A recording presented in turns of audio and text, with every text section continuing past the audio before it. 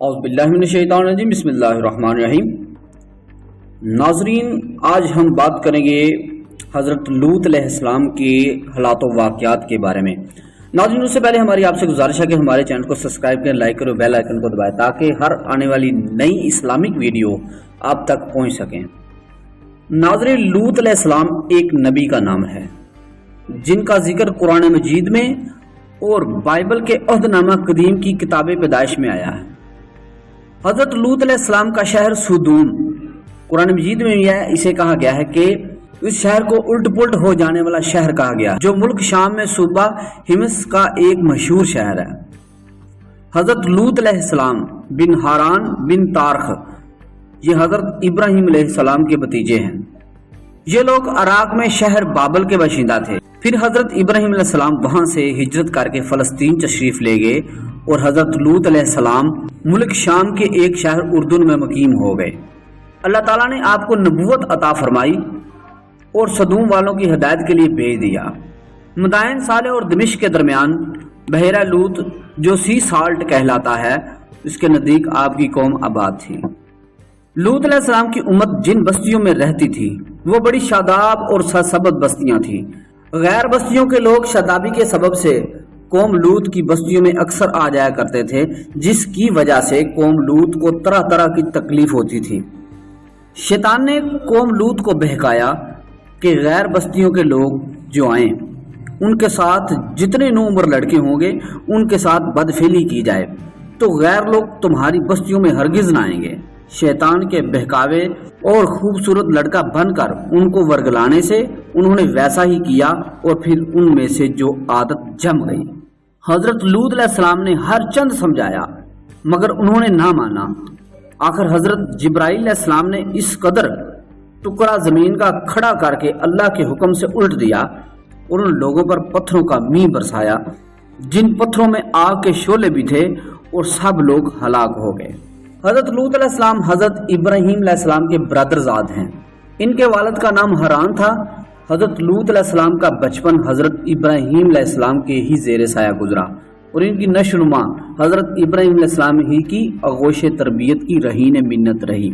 اس لیے وہ اور حضرت سارہ علیہ السلام ملت ابراہیمی کے پہلے مسلم اور سابقون الاولون میں داخل ہیں۔ قرآن مجید میں ہے، پس ایمان لایا لوط ابراہیم کے دین پر اور کہا میں ہجرت کرنے والا ہوں اپنے رب کی جانب۔ یہ اور حضرت ابراہیم کی بیوی حضرت ابراہیم کی ہجرتوں میں ہمیشہ ساتھ رہے ہیں، اور جب حضرت ابراہیم علیہ السلام مصر میں تھے تو اس وقت بھی یہ ہم سفر تھے۔ تورات میں ہے کہ مصر کے قیام میں چونکہ دونوں کے پاس کافی ساز و سامان تھا اور مویشیوں کے بڑے بڑے ریوڑ تھے، اس لیے ان کے چرواہوں اور محافظوں کے درمیان بہت زیادہ کشمکش رہتی تھی۔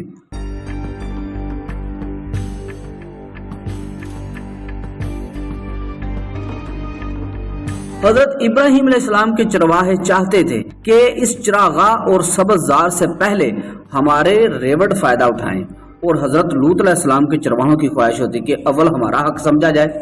حضرت ابراہیم علیہ السلام نے اس صورتحال کا اندازہ کر کے حضرت لوط علیہ السلام سے مشورہ کیا اور دونوں کی صلح سے یہ طے پایا کہ باہمی تعلقات کی خوشگواری اور دائمی محبت و الفت کی بقا کے لیے ضروری ہے کہ حضرت لوط علیہ السلام مصر سے ہجرت کر کے شرق اردن کی طرف سدوم اور امورا چلے جائیں اور وہاں رہ کر دین حنیف کی تبلیغ کرتے اور حضرت ابراہیم علیہ السلام کی رسالت کا پیغام حق سناتے رہیں، اور حضرت ابراہیم علیہ السلام پھر واپس فلسطین چلے جائیں اور وہاں رہ کر اسلام کی تعلیم و تبلیغ کو سر بلند کر دیں۔ اردن کی جانب جہاں آج بحر میت یا بحر لوط واقع ہیں، یہی وہ جگہ ہے جس میں سدوم اور امورا کی بستیاں آباد تھیں۔ اس کے قریب بسنے والوں کا یہ اعتقاد ہے کہ یہ تمام حصہ جو اب سمندر نظر آتا ہے کسی زمانہ میں خشک زمین تھی اور اس پر شہر آباد تھے۔ سدوم امورا کی آبادیاں اس مقام پر تھیں۔ یہ مقام شروع سے سمندر نہیں تھا، بلکہ جب قوم لوط پر عذاب آیا اور اس سرزمین کا تخت الٹ دیا گیا اور سخت زلزلے اور بھونچال آئے، تب یہ زمین تقریباً 400 میٹر سمندر سے نیچے چلی گئی اور پانی ابھر آیا۔ اس لیے اس کا نام بحر میت اور بحر لوط ہے۔ یہ صحیح ہو یا غلط؟ بہرحال یہ مسئلہ حقیقت رکھتا ہے کہ اس بحر میت کے ساحل پر وہ حادثہ رونما ہوا جو قوم لوط کے عذاب سے موسوم ہے۔ قرآن مجید میں ہے وطنی اور روحانی دونوں قسم کی ہجرتیں مراد ہیں۔ قرآن مجید میں حضرت ابراہیم علیہ السلام کے ساتھ خدا کے دین کی خاطر ایک جگہ سے دوسری جگہ منتقل ہونا وطنی ہجرت ہے، اور باپ دادا کے قدیم مذہب مظاہر پرستی کو چھوڑ کر ملت حنیفی کو اختیار کر لینا روحانی ہجرت ہے۔ اور جو گزشتہ سالوں کی اثر تحقیق نے بحر میت کے ساحل پر حضرت لوط علیہ السلام کی بستیوں کے بعض تباہ شدہ آثار وادیدہ کر کے اس علم و یقین کے سامنے سر تسلیم خم کر دیا ہے کہ جس کا اعلان 1350 سال قبل قرآن مجید عزیز نے کر دیا تھا۔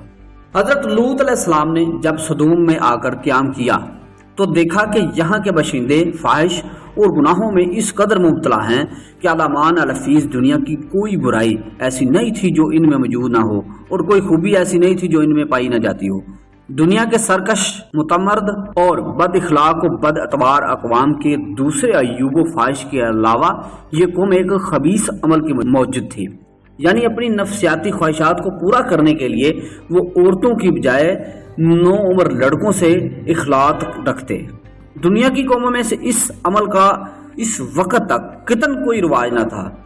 یہی بدبخت قوم ہے جس نے اس ناپاک عمل کی ایجاد کی۔ اس عمل کا نام لواطت مشہور ہے، اور اس سے بھی زیادہ شرارت، خباثت اور بے حیائی یہ تھی کہ وہ اپنی اس بدکرداری کو عیب نہیں سمجھتے تھے، وہ علی العلان فخر و مباحات کے ساتھ اس کو کرتے رہتے تھے۔ آپ کی قوم کے اجسام دریا مردار میں پائے گئے تھے۔